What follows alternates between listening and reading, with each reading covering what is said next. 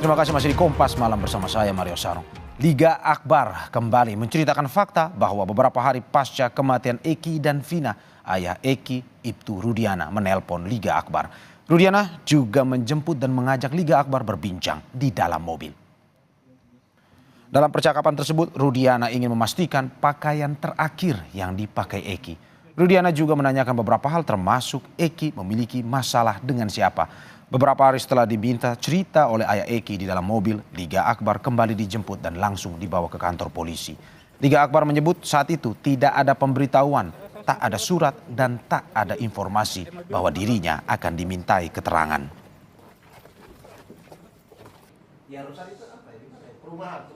Setelah foto tersangka tersebar di 2 hari atau lebih dari seminggu lah, Bapak almarhum Eki minta ngobrol personal 4 mata, ada ngobrol biasa dengan cara telepon dan bertemu di mobil.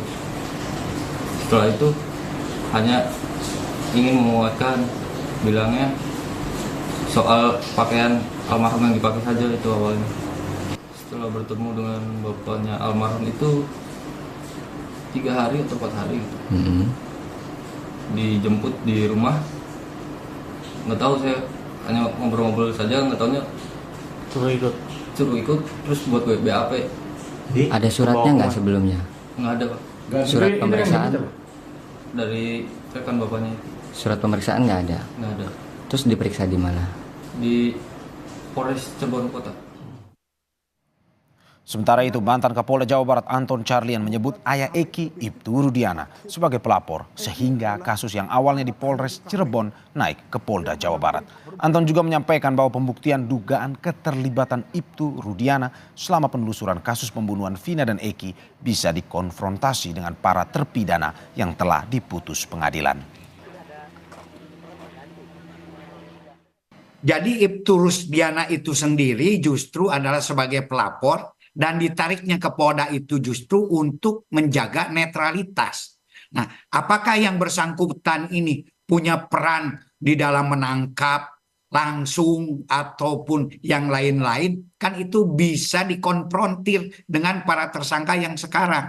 Apakah betul ditangkap oleh Ibtu Rudiana? Sementara di dalam surat perintah tugas penyidikan, Ibtu Rudiana itu tidak termasuk di dalam surat perintah penyidikan maupun surat perintah penangkapan. Jadi hal ini pun juga kita jangan berpersepsi, tapi harus betul-betul dibuktikan. Dan saya yakin dan percaya kalau memang itu dilakukan, nanti bisa dikonfrontir apa betul dibawa ke kantornya.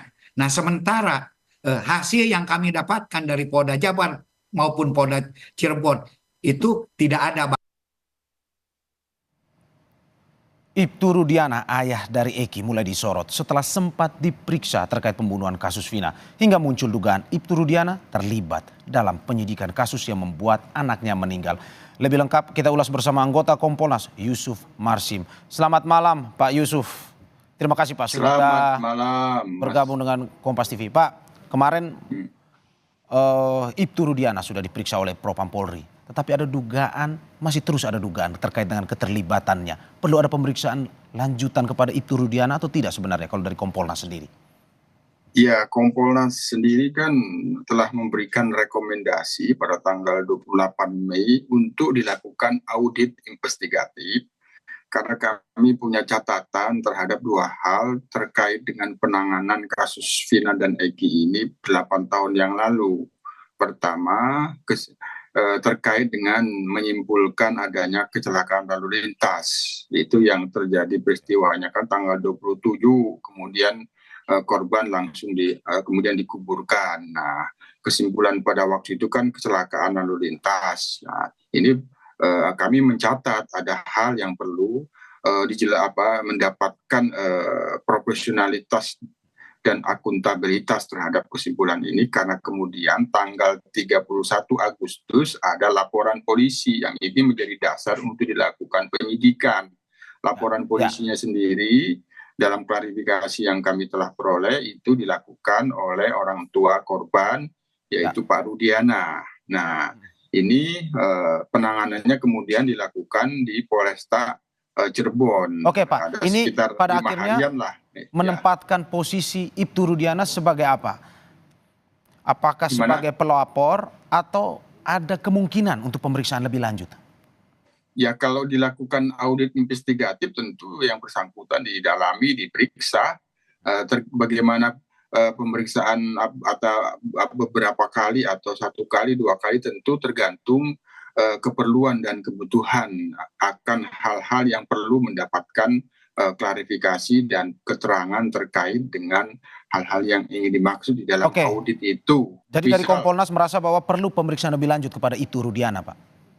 iya, karena kan sebelumnya memang ada dugaan penyalahgunaan kewenangan yang itu dikeluhkan oleh salah satu kuasa hukum terpidana terhadap ayah korban atau orang tua korban Pak Rudiana ini. Jadi kami mencatat itu, setelah kami klarifikasi, maka kami sarankan untuk mendapatkan profesionalitas dan akuntabilitas penanganannya pada waktu itu perlu dilakukan audit investigatif. Kalau memang ada yang tidak sesuai dengan prosedur, maka yang tidak sesuai dengan prosedur itu harus diberikan sanksi. Itu untuk menjaga profesi. Kalau memang tidak ada, sudah profesional ya tidak masalah itu. Ini yang kami rekomendasikan. Pak, kalau dari menurut Kompolnas sendiri, selama ini yang kita lihat di media bahwa klarifikasi dilakukan oleh pihak Peggy, Eki. Apakah sebenarnya Ibtu Rudiana sendiri perlu melakukan klarifikasi? Karena kemarin sudah sempat diperiksa Propam.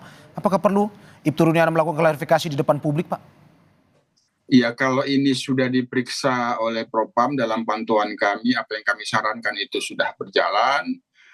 Tim asistensi dari Inspektorat Pengawasan dengan Propam itu sudah berjalan. Tentu hal-hal yang telah dijelaskan oleh pihak Pak Rudiana, kalau itu terkait dengan bukti-bukti bahwa yang bersangkutan tidak melakukan seperti yang dikeluhkan paling utama oleh salah satu kuasa hukum terpidana, tidak melakukan penyalahgunaan kewenangan, ya perlu itu untuk dijelaskan.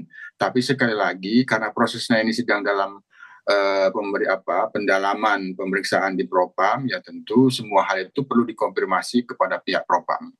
Tidak melakukan penyelewengan seperti kesaksian, tetapi ada kesaksian dari Liga Akbar nih Pak. Kalau kita lihat bahwa ada kesaksian dari salah satu teman Eki yang mengatakan bahwa Ibtu Rudiana meminta bertemu dengan Liga Akbar dan Liga Akbar tiba-tiba memberikan pernyataan bahwa meminta Ibtu Rudiana untuk jujur.